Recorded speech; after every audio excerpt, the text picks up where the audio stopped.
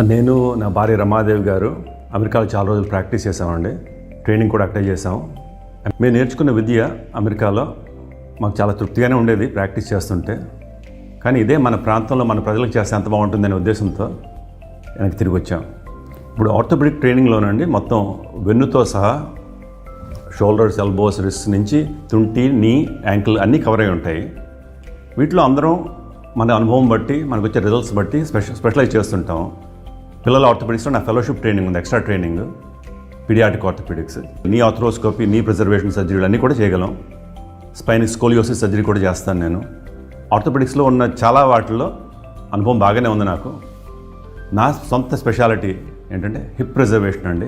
Hip joint అంటే తుంటి కీలు. సో ఇప్పుడు హిప్ జాయింట్ అన్న తుంటి కీలు అంటాం తెలుగులో. అలాంటి హిప్కి మిగిలిన జాయింట్ల కంటే కూడా చాలా ఎక్కువ రకాలైన ప్రాబ్లమ్స్ వస్తుంటాయి. ఆర్థ్రోస్కోపీ అంటే చిన్ని కణాలతో కెమెరా వాడి కోసేది ఎక్కువ చేయకుండా, మసిల్స్ని ఎక్కువగా డ్యామేజ్ చేయకుండా చేయగలిగేది ఆర్థ్రోస్కోపిక్ సర్జరీ. నేను మొదలుపెట్టినప్పుడు 5 ఏళ్ల క్రితం వచ్చినప్పుడు చాలా తక్కువ మందికి ప్రిజర్వేషన్ గురించి అనుభవం ఉంది. హిప్ ఆర్థ్రోస్కోపీ ఇంకా చాలా తక్కువ మందికి ఉందండి. ఈ రోజు కూడా ఇండియాలో హిప్ ఆర్థ్రోస్కోపీ పూర్తిగా చేసిన వాళ్ళు ఎవరు నాకు తెలియదు.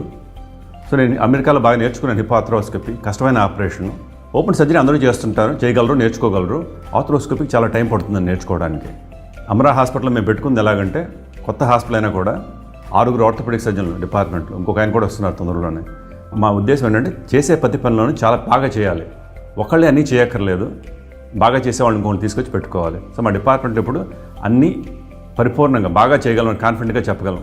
ఇది పెద్ద స్పోర్ట్స్ మెన్ వచ్చినా కూడా, మన పెద్ద పెద్ద రాజకీయ నాయకులు వచ్చినా మాకేమీ అనుమానం లేదు. హాస్పిటల్ చూశారు మీరు, వైద్యం కూడా అలాగే ఉంటుంది. ట్రామా కేర్ చాలా పెద్ద నీడ్ అండి మనకి. ఆంధ్ర రాష్ట్రంలో యాక్సిడెంట్ ప్రతి 100 మందికి 39 మంది చనిపోతున్నారు. చాలా ఎక్కువ ఉంటుంది. వేరే దేశాల్లో 10 మంది చనిపోతారు.